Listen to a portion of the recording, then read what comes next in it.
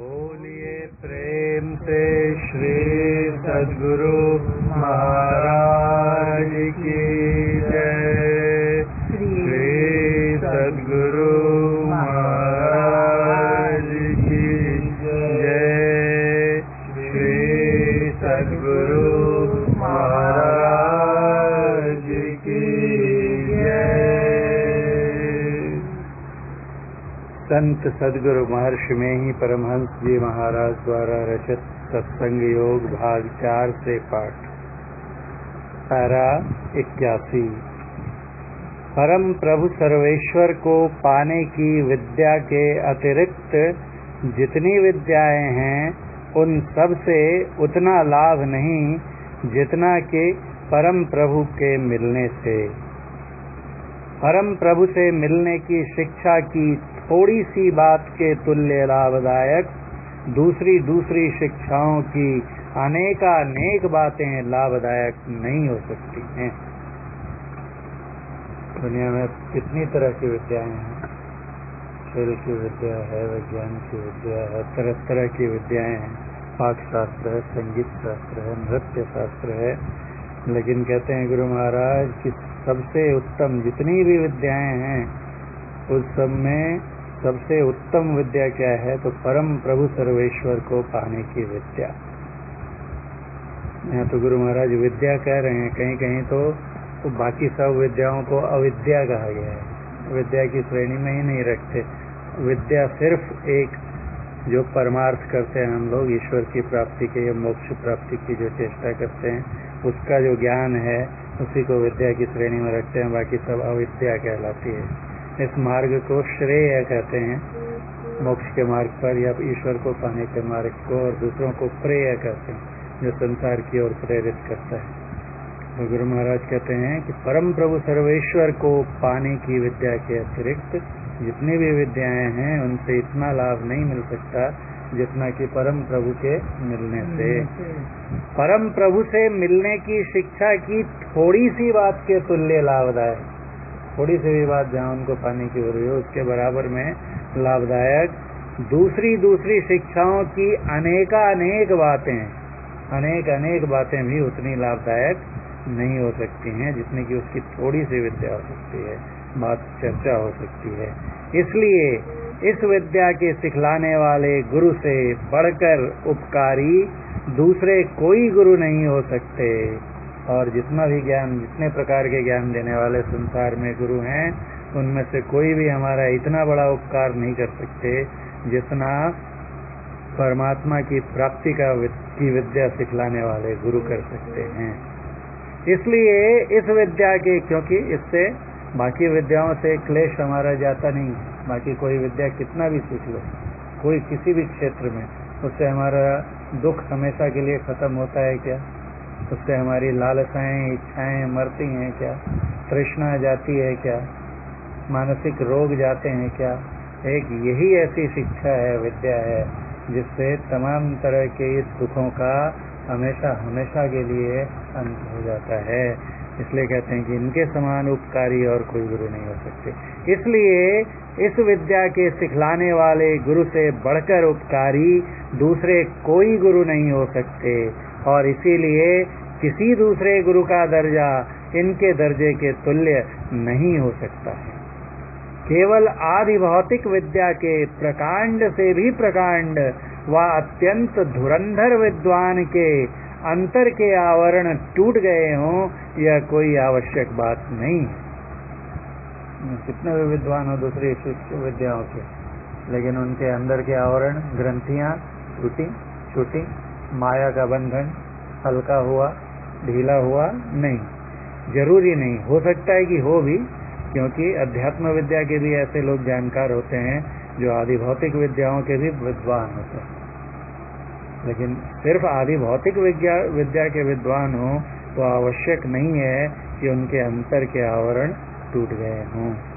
केवल आदि भौतिक विद्या के प्रकांड से भी प्रकांड व अत्यंत धुरंधर विद्वान के अंतर के आवरण टूट गए हों यह कोई आवश्यक बात नहीं है, और न इनके पास कोई ऐसा यंत्र है जिससे अंतर का आवरण टूटे व कटे। परंतु सच्चे और पूरे सदगुरु में ये बातें आवश्यक हैं। वो जो विद्या सिखलाते हैं उससे क्या होता है? भिद्यते हृदय ग्रंथ छिद्यन्ते सर्व संशया क्षीयन्ते चास्य कर्माणि तस्मिन् दृष्टे परावरे। वो विद्या सिर्फ सच्चे सदगुरु, पूरे सदगुरु ही सिखला सकते हैं। सच्चे और पूरे सदगुरु का अंतरपट टूटने की सदयुक्ति का किंचित मात्र भी संकेत, थोड़ा सा इशारा भी कर दिया उन्होंने अंदर के आवरणों को तोड़ने का, की विधि का किंचित मात्र भी संकेत संसार की सब विद्याओं से विशेष लाभदायक है। इतनी जोर देकर कहते हैं ब्रह्मा, थोड़ा सा किसी ने संकेत भी, गुर भी बतला दिया, हल्का सा इशारा भी कर दिया कि देखो ऐसे चलो तो अंदर के आवरण टूट जाएंगे, तो उससे जो लाभ होगा वो संसार की सभी विद्याओं को मिलाकर भी उतना लाभ नहीं होगा। पैरा 82, पूरे और सच्चे सदगुरु की पहचान अत्यंत दुर्लभ है। कौन गुरु पूरे हैं, सच्चे हैं, ये हम सामान्य जन नहीं पहचान सकते। जो कोई कहे साधु को चीन्हा, तुलसी हाथ कान पर रीना, विश्वसनीय नहीं है। और हम लोग तुरंत सर्टिफिकेट देने लगते हैं, हमारे ही गुरु महाराज पूरे पहुंचे हैं, उसके बाद ये सब कोई नहीं है, ये नहीं है, ये नहीं है। ये कौन बता सकता है? जिसने खुद अंदर की वहां तक यात्रा की हो, जाकर देख सके कि फला आदमी, अमुक व्यक्ति कहाँ तक पहुंचे हुए हैं। इसके अतिरिक्त जो भी कहते हैं वो हमारा अनुमान है, और अपने गुरु को भी पूरा मानते हैं तो हमारी श्रद्धा है। असल में उनकी परख करने की शक्ति हमें कहाँ है कि कहाँ तक पहुंचे थे। उनकी जो बातें हैं, उनके प्रवचन है, उनका आचरण है, कहीं न कहीं छिपी हुई बात उनकी वाणियों में, पद्यों में निकल के आ जाती है। इससे हम कहते हैं कि वो हमारे, उनके जीवन से जुड़े हुए जो प्रसंग हैं उन सब के आधार पर हम कहते हैं कि हमारे गुरु पूरे थे, सच्चे थे, हैं। लेकिन हम पक्के तौर पर अपने अनुभव से ये बात नहीं बता सकते। पूरे और सच्चे सदगुरु की पहचान अत्यंत दुर्लभ है।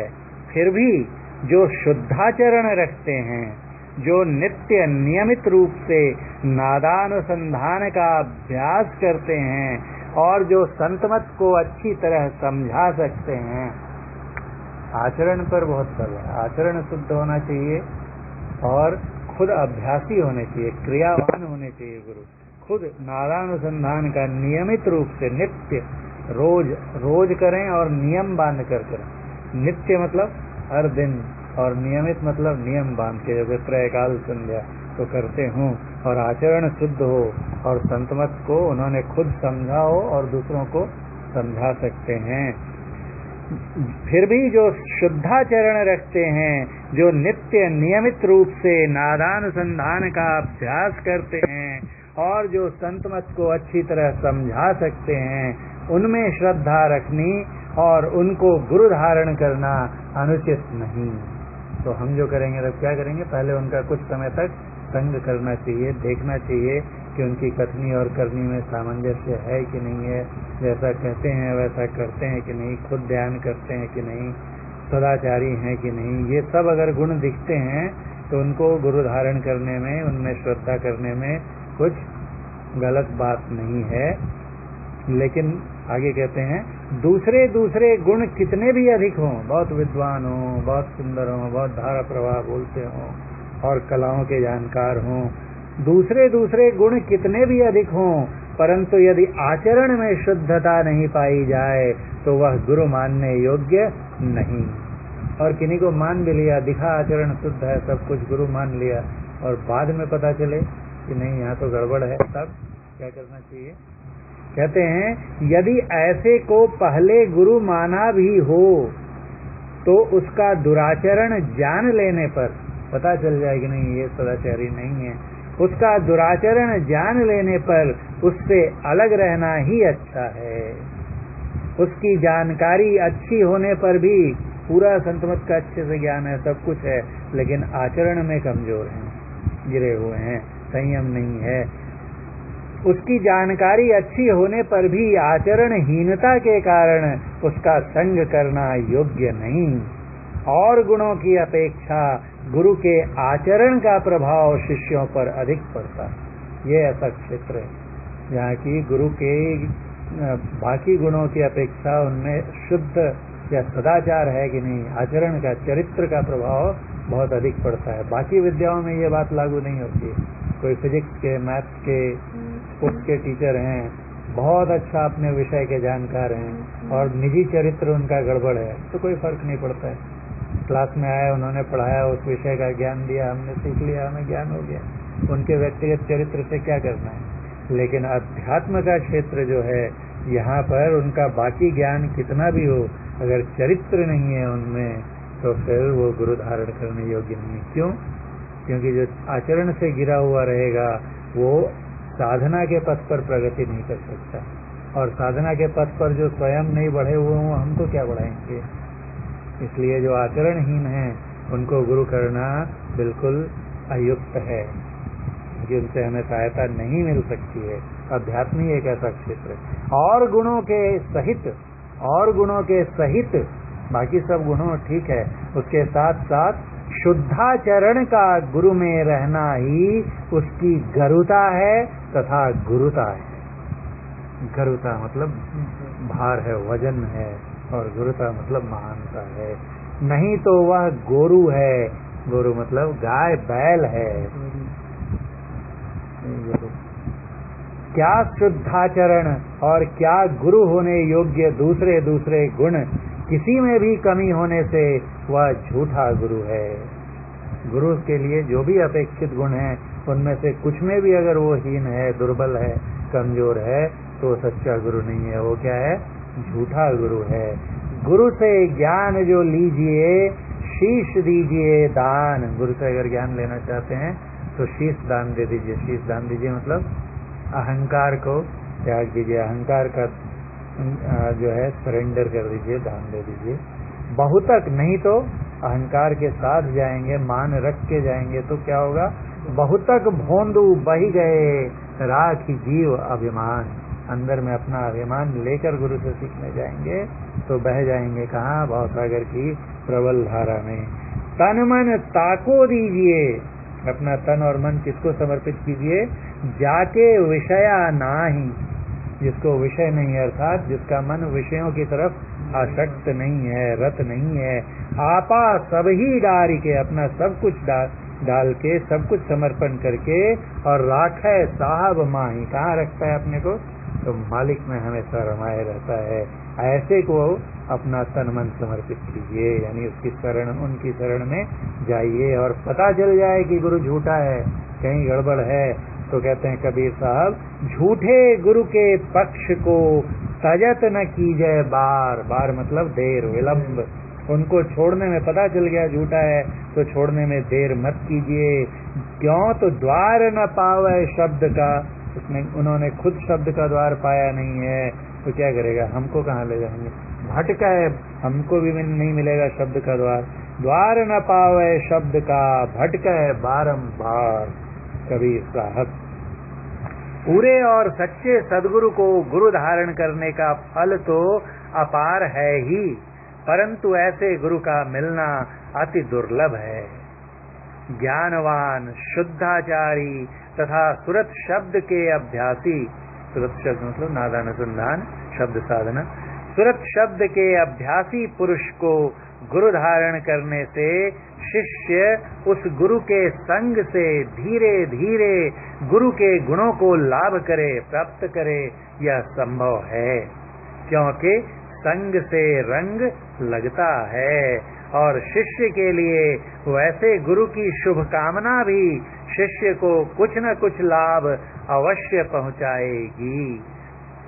क्योंकि एक का मनोबल दूसरे पर कुछ प्रभाव डाले, यह भी संभव है ही। ज्ञात होता है कि उपर्युक्त संख्या दो की साखी क्या है? तनमन ताको दीजिए जाके विषया नहीं। जो खुद विषयों में नहीं रमता है, अपना सब कुछ समर्पण करके मालिक में रखता है। उपर्युक्त संख्या दो की साखी, और पैरा 77 में लिखी साखी। पैरा 77 में क्या था? कबीर पूरे गुरु बिना पूरा शिष्य न होए, गुरु लोभी शिष्य लालची, दूनी दाजन होए। उपर्युक्त संख्या 2 की साखी और पैरा 77 में लिखित साखी जो यह निर्णय कर देती है कि कैसे का शिष्य बनो और कैसे के हाथों में अपने को सौंपो, इसका रहस्य ऊपर कथित शिष्य के पक्ष में दोनों ही बातें लाभदायक हैं। जो केवल सुरत शब्द का अभ्यास करे किंतु ज्ञान और शुद्धाचरण की परवाह नहीं करे, कहीं से शब्द साधना का भेद मिल गया है, अभ्यास करते हैं लेकिन आचरण की परवाह नहीं है, आचरण में गिरे हुए हैं, ऐसे को गुरु धारण करना किसी तरह भला नहीं है। अर्थात सबसे ज्यादा अधिक महत्व है सदाचरण का और उसके बाद अभ्यास का। इसलिए गुरु महाराज कहा करते थे कि सदाचार ही सबसे बड़ा चमत्कार है। यदि कोई इस बात की परवाह नहीं करके किसी दुराचारी जानकार को ही गुरु धारण कर ले, जानकार है लेकिन दुराचारी है, तो ऊपर कथित गुरु से प्राप्त होने योग्य, ऊपर गुरु कथित गुरु मतलब जो पूरे गुरु हैं, ऊपर कथित गुरु से प्राप्त होने योग्य लाभों से वह वंचित रहेगा, वो लाभ उसे नहीं मिलेंगे। और केवल अपने से अपनी संभाल करना, खुद अपने को संभाल कर ले शिष्य, पर निज बल कछु नहीं है, कुछ नहीं है। यही बने कमाई सो बल तभी पाओ गुरु होए सहाई। तो ऊपर कथित गुरु से प्राप्त होने योग्य लाभों से वह वंचित रहेगा और केवल अपने से अपनी संभाल करना उसके लिए अत्यंत भीषण काम होगा। इस भीषण काम को कोई विशेष स्थिर बुद्धि वाला विद्वान कर भी ले, पर सर्वसाधारण के हेतु असंभव सा है। इसके आगे का पाठ कल करेंगे, बहुत बड़ा है ये पैरा। बोलिए प्रेम से श्री सद्गुरु महाराज की जय।